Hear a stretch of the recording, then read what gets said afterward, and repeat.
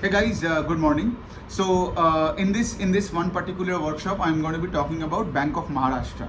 Okay. So as usual, I'll be talking about the business model, the loan book breakup of Bank of Maharashtra, the performance of the bank in Q1 FY24, and of course all the things that the management said in the con call. I mean all the guidance and the other insights that the management gave away in that con call. I'm going to like take all these things and summarize it in this short workshop.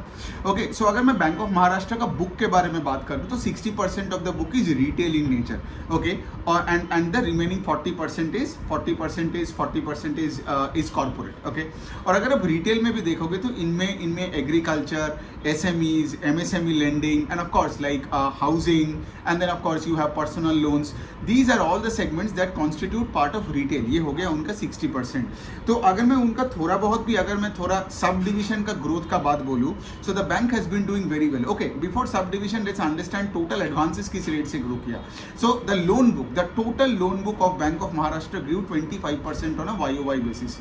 On the other hand, if you look at deposits also grew at an aggregate level of 25% on a YOY basis. तो 25% का growth on a loan book is pretty good, right. So ये बनता है total loan book का. और अगर मैं थोड़ा बहुत आपको सब कैटेगरी का बात बोलूँ, so the retail part grew 22% on a YOY basis. और उसमें से अगर आप देखोगे MSME, right, so because you have seen it, right, in the other workshops that I have been doing with the banks, right, like every financial is getting more and more bullish towards the SME and the MSME space. So यहाँ भी आप देखोगे वहीं पे वो similar वाला trend है कि the MSME space grew 29% on a YOY basis. Agri grew on agri grew कितना 22% on YOY.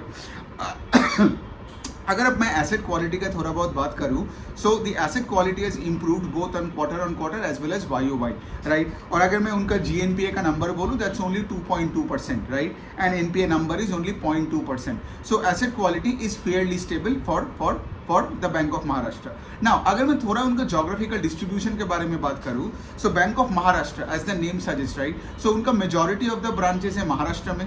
But management con call में ये बताया कि going forward they would want to set up more and more branches outside the state of Maharashtra. It doesn't mean Maharashtra में growth खत्म हो गया है, बट इट्स जस्ट के like they want to expand their base, move on to newer products and geographies, so that जब ये अगले cycle का जब डाउन टर्न आएगा, so the bank of Maharashtra would not struggle that much like what the other banks have done in the past, especially the ones who have a very concentrated book in a concentrated geography, right. तो ये बन जाता है बात. अगर मैं उनका ROE का नंबर बताऊं, बिकॉज ROE का ट्रेंड हमें देखना पड़ेगा करेक्ट कहाँ से कहाँ जा रहे हैं. The ROE number was 16.5% in the same quarter last fiscal.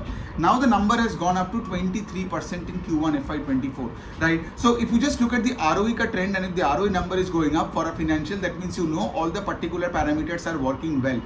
Parameters मतलब loan book dispersal, then deposit का book का growth, right, then you look at profitability metrics, you look at NIMs का metrics, net interest income, then you look at asset quality, then good collections. ये सब कुछ अच्छा होगा तभी तो जाके आपका return on asset and return on equity का नंबर बढ़ेगा ना. तो यहाँ पे वही बात हो रहा है.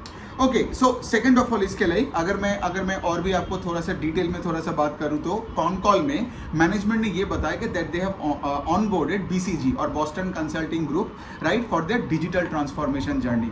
Because you do understand, right, these are all legacy banks like bank of Maharashtra. अब इनको समझ में आ गया going forward lending would be more digital than say for example physical, right, whether it's lending, whether it's collection, whether it's sourcing, whether it's checking for good asset quality or cash flow statements. You need to have a good digital infrastructure, you need to have an app so that customer घर बैठे बैठे loan के लिए apply कर सकते हैं, customer घर बैठे बैठे लोन्स चुका सकते हैं. उसके साथ आपको UPI, भीम, इन सबको इंटीग्रेट करना पड़ेगा, पेमेंट्स को इंटीग्रेट करना पड़ेगा. So that's why Bank of Maharashtra has taken the step and onboarded Boston consulting Group in the model. Okay, so अगर मैं थोड़ा सा और अगर बात करूं, सो रिटेल में जैसे बैंक ऑफ महाराष्ट्र का एक बड़ा पार्ट है लेट्स से गोल्ड लोन का. So the gold portfolio grew 40% on a YOY basis.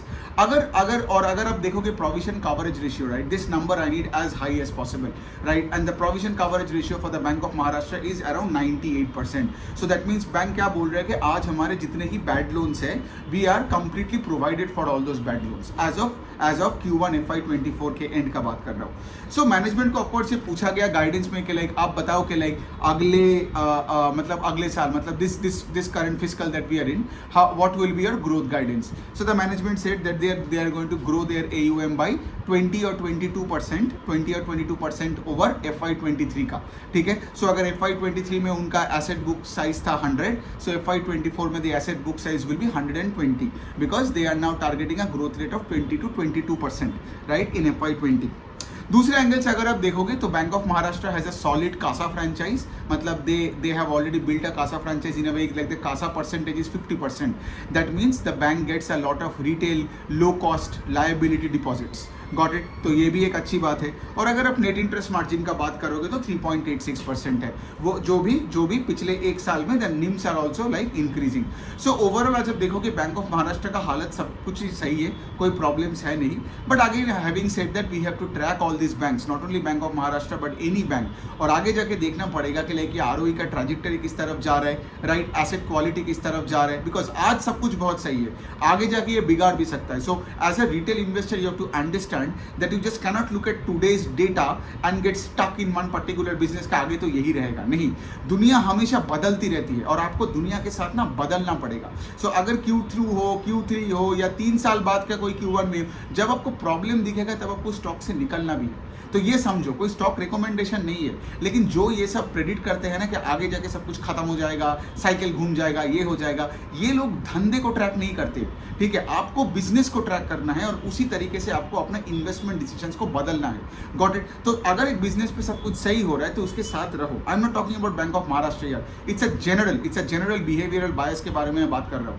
सो कोई भी बिजनेस का अगर कुछ अच्छा हो रहा है तो उसके साथ आप आराम से रहिए और उसको हर क्वार्टर ऑन क्वार्टर उसका रिजल्ट ट्रैक कीजिए, उसके सारे पैरामीटर्स को ट्रैक कीजिए, listen to the management con call, right, and देखिए कि आपको कोई प्रॉब्लम दिख रहा है कि नहीं. आप एक स्टॉक को तभी बेचोगे जब आप ये देखोगे कि मैनेजमेंट आगे का गाइडेंस देना बंद कर दिया या फिर अपने ग्रोथ गाइडेंस को घटा दिया. से फॉर एग्जांपल एक एग्जांपल दे रहा हूं. सोचो आज बैंक ऑफ महाराष्ट्र का मैनेजमेंट ने क्या बोला कि we will grow at 22% in FY24. अगले क्वार्टर में, मतलब ये नेक्स्ट 3 महीने में उनको कोई बड़ा प्रॉब्लम दिखता है तो वो क्या करेगा, अगले क्वार्टर में आके ग्रोथ गाइडेंस इधर देगा ही नहीं. मतलब ग्रोथ गाइडेंस अगर कोई पूछता भी है कि 22% में आप कर रहे हो ना, तो वो बोलेगा नहीं हम नहीं कर रहे, या फिर वो अपना ग्रोथ गाइडेंस को घटा के बोलेगा मैं 15% करूंगा या फिर मैं 10% करूंगा. इसका क्लियर मतलब है कि things are not as good as today then what it was in the past. तो वही आपका वो इंडिकेशन होता है कि स्टॉक से निकलने का टाइम आ गया है, राइट. सो ये बनता है बात हियर. तो whether it's bank of Maharashtra और HDFC बैंक और कोटक बैंक और Axis bank, it doesn't matter. We have to track and see के वेयर थिंग्स आर हेडिंग, क्योंकि stock market rewards you for things in the future, not in the past. क्योंकि past glory में आप बैठे रहोगे और आपको अगर ग्रोथ का कॉन्सेप्ट समझ नहीं आएगा तो you won't make much money in the market. So on that note, thank you so much for listening.